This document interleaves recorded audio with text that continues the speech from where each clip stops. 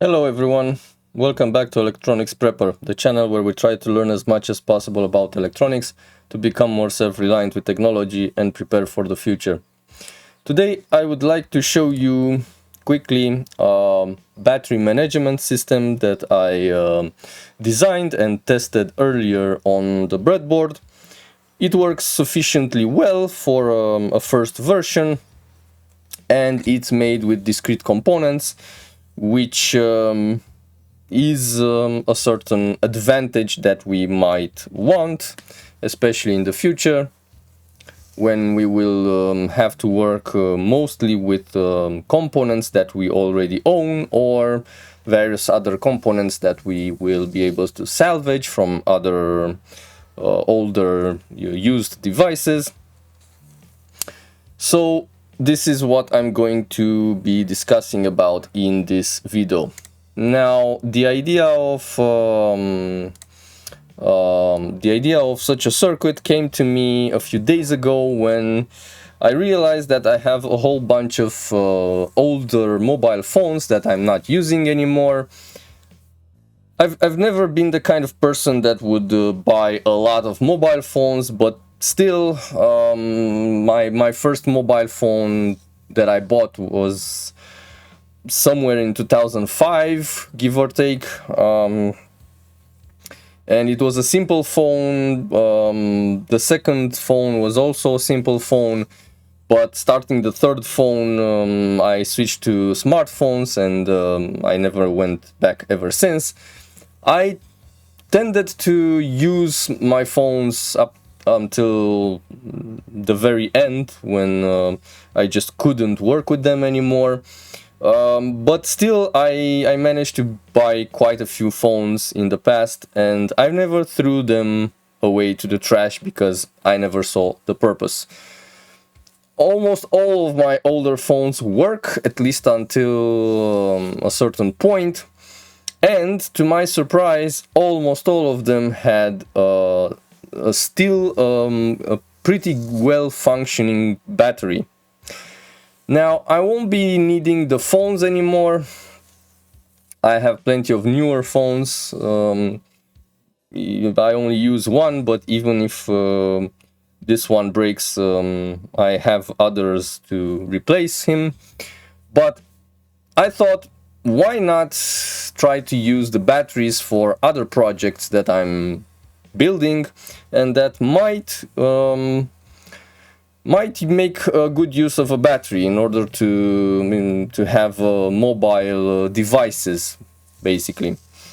Sometimes we build all sorts of devices that we wish they were mobile, so we can just carry them around and actually use them. Especially low power devices, those tend to be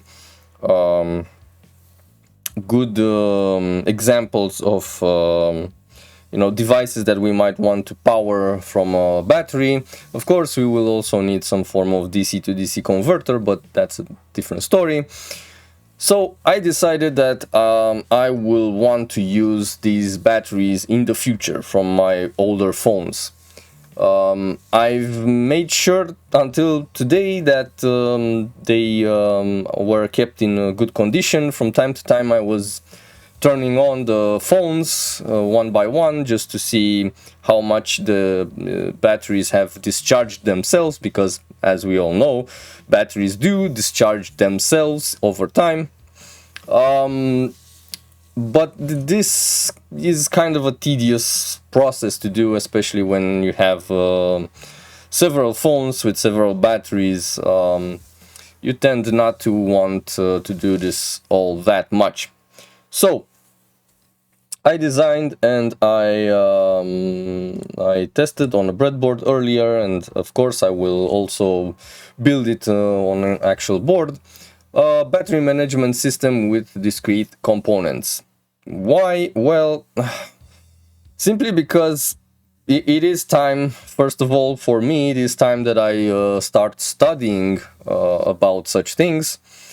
And the second reason is because, well, like the channel's motto says, we need to prepare for the future. It's very easy nowadays to just go and buy a dedicated integrated circuit for this particular job and for all sorts of other jobs. But the problem is we will be limited to that integrated circuit, which will require a certain design, and basically that component will not be usable in any other context. Also, in the future, we might not be able to purchase that integrated circuit anymore. And this happens even in normal times.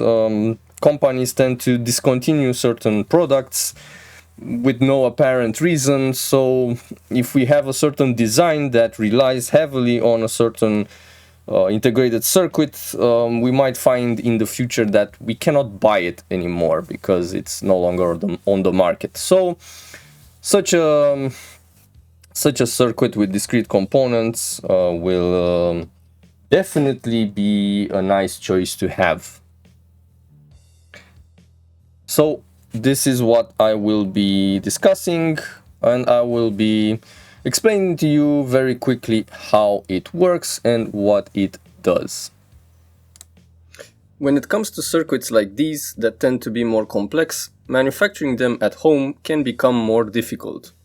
Luckily, there is PCBWay, a leading PCB manufacturer with many more capabilities to help you build even your most difficult projects. You can easily get an instant quote for PCB manufacturing from the website's front page, upload the Gerber files, and have your PCBs created in just 24 hours. Need more to get your project finished? They also offer PCB assembly services with manufacturer direct pricing, so you can have your PCBs delivered with components soldered on. This way you don't have to do the tedious work yourself. Or perhaps you want just the CMD stencils, so you can solder the components yourself.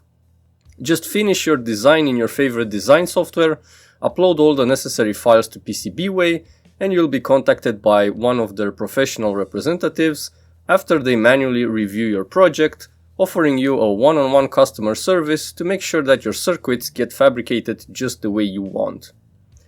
Are you building a circuit for a device that will need a case in the end? Then they can certainly help you with that as well, offering you 3D printing or injection molding services to have your custom-made plastic case, or perhaps CNC machining services to help you with a custom metal case. All you need to do is go to PCBWay.com. The link is in the description. Thank you PCBWay for sponsoring this video, and now let's get started with the circuit. So, like I said, I will want to make use of older phone batteries, but of course other lithium batteries will work as well, such as batteries from tablets, perhaps even from laptops. It's important that we make this statement from the very beginning, because each type of battery needs a different cycle of charging and discharging. Okay, so a nickel metal hydride battery will need a different kind of charging. A lead acid battery will need yet a completely different kind of charging and discharging process. So we will only be discussing about lithium-ion and lithium-polymer batteries. Okay. Now, when it comes to these kinds of batteries, basically they provide roughly 3.7 volt nominal voltage. It can go up to about 4.2 volts, but it should never go above 4.2 volts. That is when they are fully charged. Also, we must make sure that they never discharge below around 3 volts. They could potentially go down to 2.5 volts, but as far as I've read, there is very little energy stored in the battery when it has between 3 and 2.5 volts, so it doesn't really make sense to discharge it all the way to 2.5. So this is important because our circuit is basically made of two different circuits that take care of two different problems. The circuit on the left, we see the battery in the middle, right? We have a larger circuit on the left and a smaller circuit on the right. The circuit on the left deals with charging the battery from an external power supply. In my case, you kind of need a minimum of 9 volts. Maybe it works with 8 volts as well, but it will definitely not work below 8 volts. So we cannot use a simple phone charger that gives only 5 volts to charge our batteries with this circuit, because it will not be possible, okay? The charging circuit has several voltage drops on several components, and so we overall need a higher voltage on the input than a normal phone charger. Anyway, so the circuit on the left handles the charging of the battery, and when it charges, it basically needs to inject a constant current into the battery up until the battery reaches around 4.2 volts. Then it needs to cut off the voltage, or well, at least not push current into the battery anymore. And of course we would want to be notified through a LED turning on that the process of charging has finished, so we can just decouple that charger, okay? And that's half of the problem of charging the battery. Now, once the battery is charged, we will want to use it. However, we don't want to connect directly a consumer to the battery, because we need to make sure that the voltage on the battery never goes below 3 volts. So even if we charge it up to 4.2 volts, we have a maximum of 1.2 volts roughly to play with. The battery should never be allowed to discharge lower than 3 volts. So we need to have basically a protection circuit. In other words, a circuit that allows the consumer to basically pull as much current as he wants from the battery, but once the battery's voltage drops below 3 volts, give or take, this circuit should cut power from the consumer, or the power from the battery to the consumer. It should disconnect it completely so that the battery cannot be drained even further, okay? And this is what we have with the circuit on the right. So let's discuss a little bit about it first, because it's simpler, it's smaller, it has a switching element, P-channel MOSFET. Now, it can be any P-channel MOSFET that satisfies a few criteria. I have chosen LGE2301 because, well, it basically satisfies all the criteria that we want. And these criteria are as follows. First of all, since we are working with small voltage, like I said, between 3 and 4 volts, we want a MOSFET that is able to... first of all, we want a P-channel MOSFET, okay? We don't want an N-channel MOSFET. It needs to be P-channel. P-channel MOSFETs behave similarly like PNP transistors, PNP bipolar transistors, right? In order to turn them on, and especially take them into saturation, well, there's no saturation per se with MOSFETs, but anyway, in order to turn them on to the maximum, you need to take their gate, which is the equivalent of the base in bipolar transistors, and drag it down to the ground, essentially, okay? With N-channel transistors, you need to take the base from the ground up to a certain voltage. So that's why we don't want to work with n-channel transistors here. So first of all, we need a p-channel transistor. I found LJ2301 to be a good match for all the other criteria.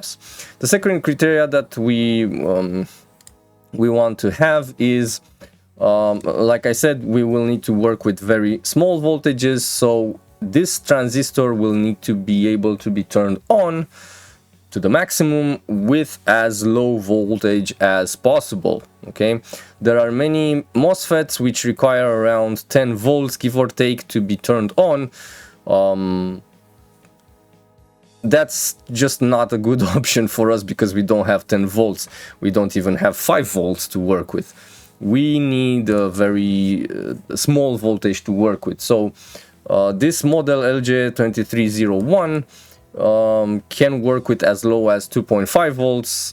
From my tests, it can work even with lower than that. And at 2.5 volts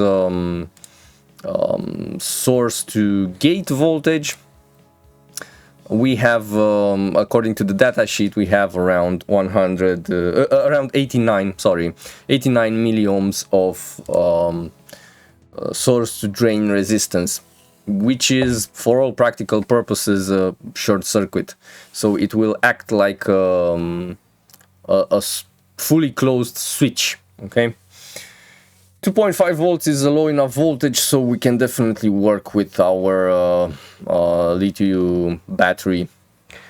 So that was the second criteria. The third criteria is that, well, these batteries tend to have around 1 amp hour. Of course, we will not want to draw 1 amp of current because then we will deteriorate the battery, we will reduce its lifespan. But still, we will probably want to draw at least half an amp, or why not maybe even a full amp if we use larger batteries like from tablets or something like that. So this MOSFET needs to be able to handle around 1 amp with ease.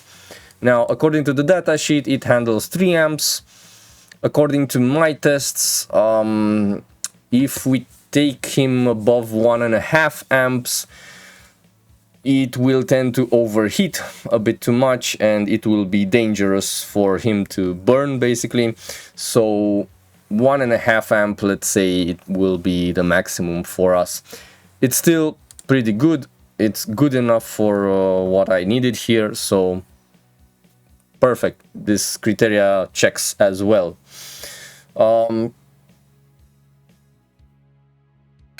Another criteria that is not so much important, because again we work with low voltages, is that the transistor himself needs to be able to easily work with that voltage. This one works with 20 volts, so it's good enough. It's relatively low voltage compared to many other transistors, but it's still good enough for what we need. And last but not least, we need to be able to buy this kind of transistor relatively cheap, and we need to be able to buy relatively large quantities if we need, meaning tens, maybe hundreds of such transistors. And this model is doing well in these categories as well. Here I'm not advertising any company. I'm not sponsored by this company, but this is where I make most of my purchases, and they currently have almost 3,000 pieces of this transistor in stock. And if I buy 100 of them at once, it will only be about 4.5 euros. So it's a very cheap transistor, so it basically matches all my criterias, all the desired criterias that I had. Okay, so I use it as a switch. Now, as I said, in order to switch it on, the gate must be pulled low, at least relative to the source. but at the same time we need to make sure that it will be able to close when the gate will no longer be pulled low. So first we put a resistor between the source and the gate, a relatively high value like 82 kilo ohms. The value is not critical. I chose 82 kilo ohms simply because I don't use this value so much in other projects. It's enough to drain whatever charge is stored in the basically in the capacitor that's formed inside the MOSFET. So this is what R8 is here for. Also, I need R9 to basically limit the current when I turn on the transistor, since the capacitance inside will act like a short circuit. I don't want to short circuit the entire circuit, so I want to limit the current to a certain degree. And I chose a 2.2 kilo ohm. Again, it's more or less arbitrarily chosen. This one needs to be a relatively low value, but any value between 1 kilo and, I don't know, 5 kilo, let's say, would be pretty good. So we will not drag this down to the ground directly because, again, we need to monitor the battery's voltage. And we do that by having a voltage divider, Ru11, Ru13, that basically controls a Darlington pair of bipolar transistors. And this Darlington pair essentially acts like a switch that pulls R9 to the ground and in turn opens turns on the MOSFET, okay?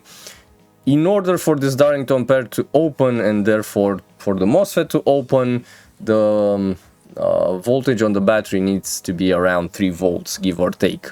If the voltage drops below that level, then there will be no sufficient voltage across the base emitter junctions of these two Darlington transistors. And so these transistors will turn off, which in turn will turn off the MOSFET. So this is how we cut power out, and we basically disconnect the circuit between the battery and whatever consumer we have connected to the output. So we have half of the problem solved. The other half of the problem is charging the battery. Okay, well, like I said, we charge the battery by injecting a constant current into the battery, so long as the voltage on the battery is below 4.2 volts, 4.2 volts. We are free to choose whatever voltage we want between these two values, more or less. The higher the voltage, the more we pump into the battery, but the less the battery will have its lifespan, okay?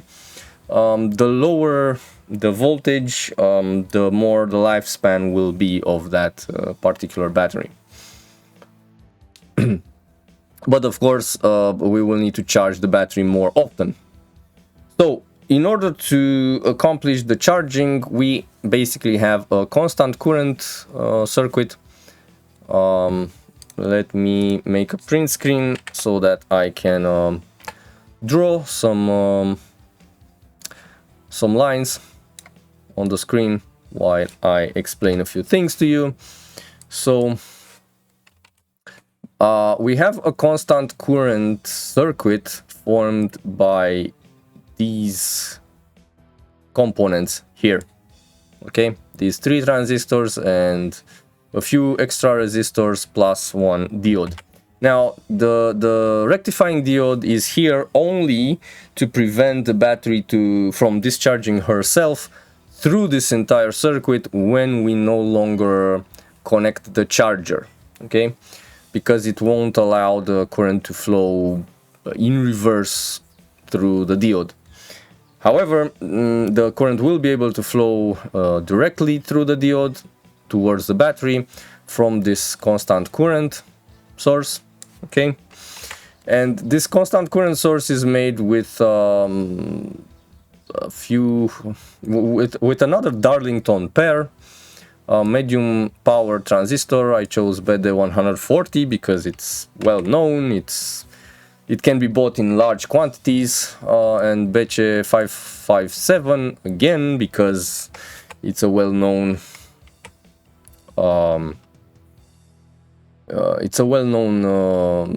transistor that can be found quite easily on the market, and it's quite cheap. We need Darlington pair because if we have only the medium power transistor, we will need to inject higher current into the base, and we would like to avoid doing that. Now, the way this works is very simple. When we apply voltage to the entire circuit, what happens is that we will have here an I don't know how you call it in English, an I or a network made of these components that have these voltages across them. Okay, I'm not a big fan of Kirchhoff voltage law and Kirchhoff current law because I find them to be not necessary to be able to see something that's relatively obvious. But anyway, the idea is that the sum of the voltage on this resistor, √3, plus the voltages across these two transistors from the emitter of T3 to the base of T4, this sum of these two voltages will have to be perfectly equal to the collector emitter voltage on T2 here. Now T2 here acts like basically like an adjustable diode. Instead of this transistor and these two resistors, √2, √6, we could have had some series diodes, perhaps some rectifying diodes, or a Zener diode. However, based on my calculations, I need to have around 2.6 or 2.8 volts here, and I just didn't had any Zener diode that was around that value. So I chose to basically make myself an adjustable diode with this transistor and two resistors. Essentially, this transistor will not be able to open more than these two resistors will allow, because the base emitter voltage is a function of the collector emitter voltage. So in essence, this acts sort of like a Zener diode that we can just control. Okay, and the idea is that the more current will flow through the circuit, the more the voltage on this power resistor will try to increase. However, it will not be able to, because if on this node we have a constant voltage and emitter base voltages of these transistors will also be relatively constant, then the current will simply not be able to increase past a certain point, no matter what the voltage on the input is, and no matter what the voltage on the battery will be. And this is how a constant current works in this particular topology. Of course, we need a √7 here to basically drag this point down to the ground and create a path for the current to flow from the emitters of these transistors into the ground. Otherwise, these transistors would not be able to open at all. Okay. And yeah, and this is how the constant current source works. It is recommended to charge the battery with around 0.5 C. The C rating is essentially the capacity of the battery. For most of my batteries, this capacity is somewhere between 1 and 1.5 amp hours. So if I consider C to be 1 amp hour, then half a C needs to be half an amp. Okay, so I decided to charge these batteries with around half an amp of constant current. In practice, in reality, I have around 400 milliamps, but anyway, it's close enough. Now, at 400 milliamps, we have around 0.88 volts across this resistor. And for this current to pass through these transistors, I have calculated, according to the data sheets, that I need roughly 1.6 volts emitter to base voltage on both of these transistors, okay, in series. So I don't know, let's say around 2.6 volts from here all the way to here to the base of this T4 transistor.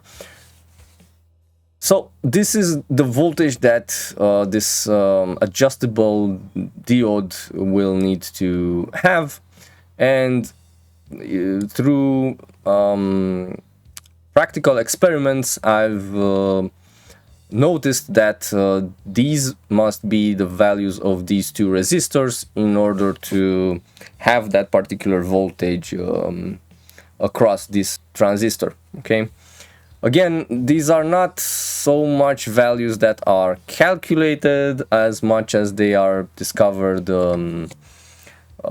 through practical experiments, because every transistor varies, or rather every model of transistor will be different from other models. So take this schematic more as a principle than as the absolute value, an absolute recipe that you can just follow and have my results. In practice, you might need to play a little with certain resistors in order to make things happen just the way you want them to. Okay, so make sure that you understand how this works more than just to copy this schematic as it is, because you might need to do some tweaking about it. So now we have a constant current that basically injects a circuit that injects a constant current into the battery that we're trying to charge. However, we still need an extra protection. We need to make sure that the battery's voltage does not exceed 4.2 volts no matter what, because otherwise it will be damaged. Okay, so we need to turn off this entire circuit. Let me make a new print screen so we have a cleaner circuit. We need to turn off this constant current source when the voltage on the battery has gone at or above 4.2 volts with approximation. How do we turn off this constant current source? Well, we basically need to minimize or even to reduce to zero this voltage here, because if we drag this voltage to zero, or at least if we minimize it well enough, then these two transistors, T3 and T4, will not be able to stand open so as to pass that particular current through the entire circuit and through the battery. And well, this is how we make the protection. So basically we need to monitor the voltage on the battery with a couple of resistors, resistor divider, and we need to turn on some transistors, in this case T8 and T6, in order for them to turn on another transistor that is right across here. right? It basically, by turning on transistor 1 here, this one will tend to make a short circuit between the base of this transistor and the positive rail, which is also the emitter of this transistor, essentially turning off the constant current source. Okay. In order for us not to have too small values here for these resistors, so as not to drain the battery unnecessarily, we need to have a Darlington pair here, because by having very high value resistors here, we have two small currents into the base of just one transistor to be able to drag down this other one and turn on this other one. So we need another Darlington pair here, which, like I said, pulls down R5, which in turn opens T1. R1 will tend to close T1 when the voltage on the battery is becomes low enough, and these Darlington pairs will turn off. Okay, and we also want to see when this happens, because we will need to remove the charger, because that's when the charging cycle is complete. So in parallel with this, we also have R4 and a LED to basically shine light and notify us that the charging cycle is complete. And this is pretty much it. It's not rocket science. It's not that big of a deal. Yes, it does have quite a few components, but it is what it is. It's a good start for a first version. I will definitely work on it in the future, perhaps improve it here and there, but it's definitely good enough first version to begin with. So now we can basically incorporate this circuit into whatever device we might want to build, where we want to place a lithium-ion or lithium polymer battery, so we can charge it from an external charger, and so we can use that particular battery safely without destroying it. And hopefully we will have a nice portable device, no matter what that might be for us. So this is pretty much it. Like I said, I tested it earlier on a breadboard. It works well enough. I will build it as an actual circuit on a printed circuit board, and I will do some more tests with various batteries, and I will see what needs to be done for version 2. Meanwhile, thanks a lot for watching this video. I hope you enjoyed it. I hope you learned something new. Please make sure to subscribe to the channel if you haven't done already, and hit the like button if you would like to see more of these videos. Also, if you enjoy my work, please consider supporting it on Patreon. The faster I can buy components and lab devices, the faster I can learn new things and come here on YouTube and teach you as well, so that you don't have to spend so much time and energy doing these things.